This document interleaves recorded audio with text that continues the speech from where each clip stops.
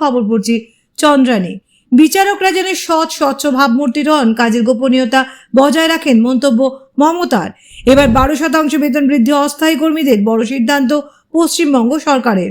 বউবাজারের পর সন্দেহের বশে সল্টলেকে পিটিয়ে খুন যুবক। নালার জমি জবরদখল, মমতাকে তীর শুভেন্দুর। মমতাকে বার্তা দিলীপের। এবার এই নিয়ে কড়া প্রতিক্রিয়া দিলেন বিজেপি নেতা দিলীপ ঘোষ। আসছে বিস্তারিত খবরে। বিচারকরা যেন সৎ স্বচ্ছ ভাবমূর্তির হন, কাজের গোপনীয়তা বজায় রাখেন, মন্তব্য মমতার। দেখুন, যাতে বিচার ব্যবস্থায় কোনো রাজনৈতিক পক্ষপাতিত্ব না থাকে। বিচারকরা যেন সৎ স্বচ্ছ ভাবমূর্তির হন, কাজের গোপনীয়তা বজায় রাখেন। সর্বধর্ম বর্ণ সম্প্রদায়ের মানুষ যেন তাদের পুজো করেন। বার লাইব্রেরির 200 অনুষ্ঠানে সুপ্রিম কোর্টের প্রধান বিচারপতির সঙ্গে এক মঞ্চে বসে আবেদন মমতা বন্দ্যোপাধ্যায়ের। এবার 12% বেতন বৃদ্ধি অস্থায়ী কর্মীদের, বড় সিদ্ধান্ত পশ্চিমবঙ্গ সরকারের। এবার বেতন বৃদ্ধি ঘটল উত্তরবঙ্গ বিশ্ববিদ্যালয়ের অস্থায়ী কর্মীদের। এই প্রসঙ্গে প্রাপ্ত তথ্য অনুযায়ী জানা গিয়েছে যে বিশেষ কমিটির তরফে অস্থায়ী কর্মীদের বেতন 12% বৃদ্ধির সিদ্ধান্ত নেওয়া হয়েছে।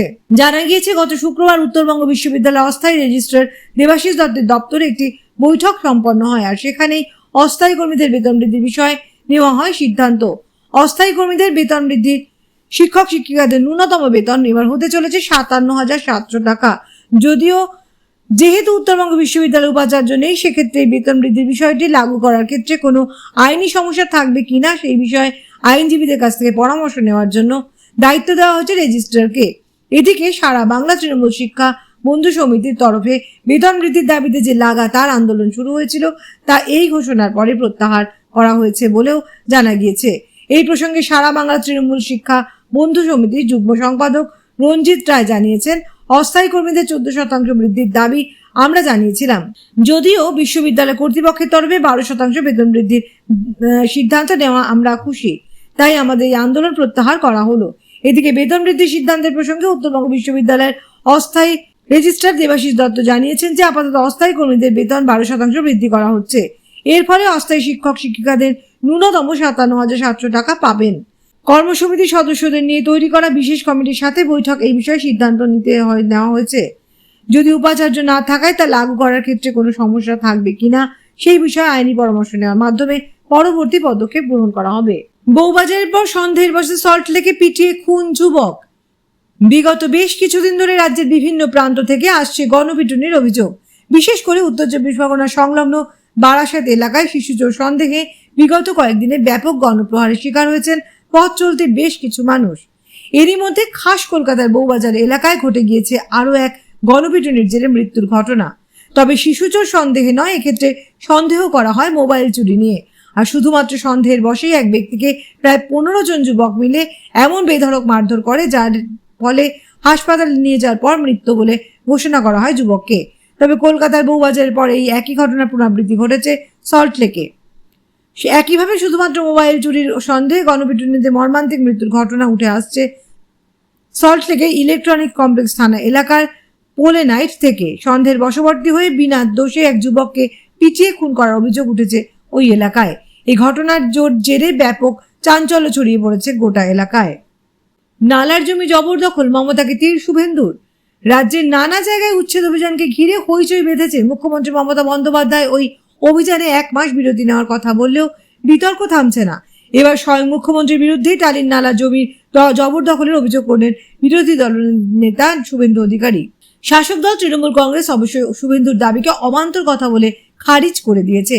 রাজ্য বিজেপির প্রথম সভাপতি ও প্রয়াত প্রাক্তন বিধায়ক জনতা পার্টির হয়ে হরিপদ ভারতীয় জন্মদিবসে শ্রদ্ধা জানাতে শুক্রবার বিধানসভায় এসেছিলেন বিরোধী দলনেতা। বিধানসভা থেকে বেরিয়ে রাজ্যে উচ্ছেদের অভিযান সম্পর্কে এবং জবরদখল হটানোর প্রসঙ্গে শুভেন্দু বলেছেন, মুখ্যমন্ত্রী জবরদখল হটানোর কথা বলছেন। আপনি নিজে কালীঘাটে টালির নালার জমি জবরদখল করে বাড়ি সম্প্রসারণ করেছেন, মিটিং হল বানিয়েছেন। চলুন আমার সঙ্গে। ওই নালার এলাকা 10 বছর আগে কি ছিল, এখন কি হয়েছে? মুখ্যমন্ত্রীকে দেখেই তত্ত্বাবধায়ক নিকাশি বুঝিয়ে বিক্রি করে সুজিত বসু কোটি কোটি টাকা করেছেন। বিরোধী নেতার আরো মন্তব্য, সুজিত বসু এখন চোর আর আপনি সাধু হয়ে গেলেন। এক জাতের পৃথক ফল হয় না।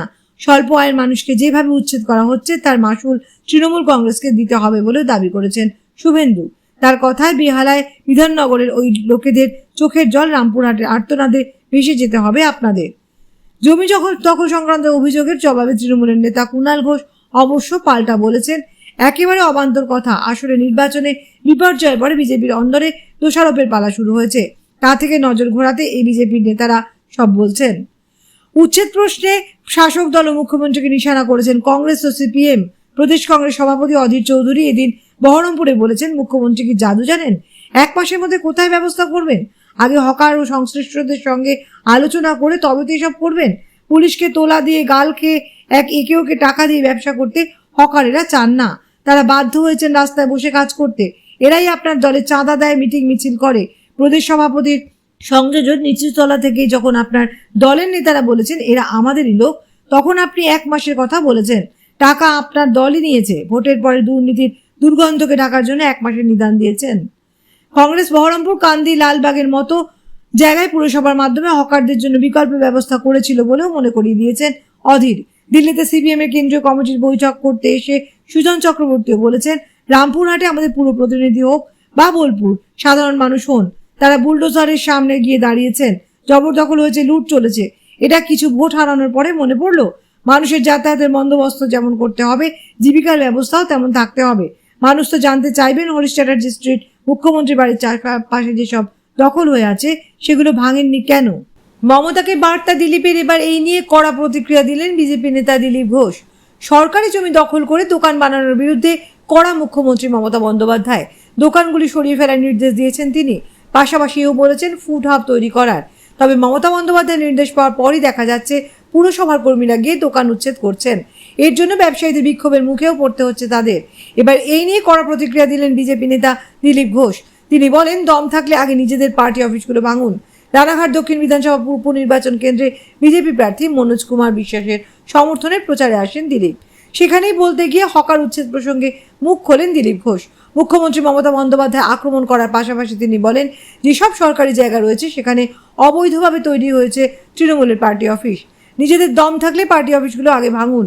যদি আপনার কাছে বুলডোজার থাকে আগে তৃণমূল কংগ্রেসের পার্টি অফিস ভাঙুন, তিলজরা অফিসটা ভাঙুন।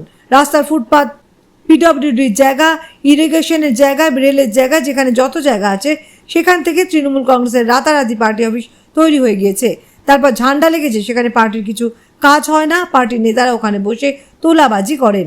ওটা ব্যবসার জায়গায় তৈরি হয়েছে।